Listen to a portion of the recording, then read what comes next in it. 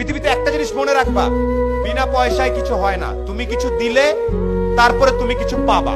এটা সবচেয়ে আমাদের সবার মন খারাপ হয়ে যায়, আমাকে ডাকলো না কেন, আমাকে সম্মান দিল না কেন, আমাকে ট্যালেন্ট পুলে বৃত্তি দিল না কেন, কারণ তুমি ভালো একটা খাতা জমা দিতে পারো নাই। এই জন্যে আমি আবারও ব্যাক করি, আমি সোলায়মান সুখন। আমার কৈশোর পর্যন্ত 16-17 বছর পর্যন্ত ঈদে যদি আমি প্যান্ট নিতাম তাইলে আমার ভাই জামা নিতে পারবে, এইরকম পরিবার থেকে আমি উঠে আসছি।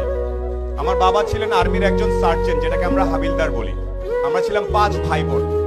সে অবস্থা থেকে আল্লাহর রহমতে এখন অনেক ভালো জায়গায় আছি। এই গল্পটা ছোট্ট করে একটু বলবো। আমি নর্মাল বিভিন্ন জায়গায় পড়াশোনা করছি। গাড়ির সিট বেল্ট কেমনে বাঁধতে হয় সেটা আমি আসলে 18 বছর পর্যন্ত জানতাম না। গাড়ির সিট বেল্ট এদিক থেকে টাই নাই না এদিকে বাঁধতে আমি জানতাম না। আমি জানতাম না ওই পারফিউমের নাম কি, এগুলো জানতাম না। এখন আমি একটা জিনিস জানতাম, একমাত্র জ্ঞান অর্জন করলে, একমাত্র পরীক্ষার রেজাল্ট গুলা ভালো করলে সামনে কোনো না কোনো ভাবে আমার জীবনে পরিবর্তন আসতে পারে। এখানে পরীক্ষার রেজাল্ট ভালো কার কার আমি আওয়াজ শুনতে চাই। 13 থেকে 19 আওয়াজ শুনতে চাই ভালো ছাত্রছাত্রীদের। এখানে প্রত্যেকে ভালো ছাত্রছাত্রী আমি জানি। আমি আজকে লিস্টে পড়েছি, পলক ভাই প্লেনে আস্তে আস্তে বলছিল যে এত ছেলে মেয়ে, এত কৃতি সন্তান আমি কিভাবে ছবি তুলবো একসাথে, আমার তো পুরো মাঠ লাগবে।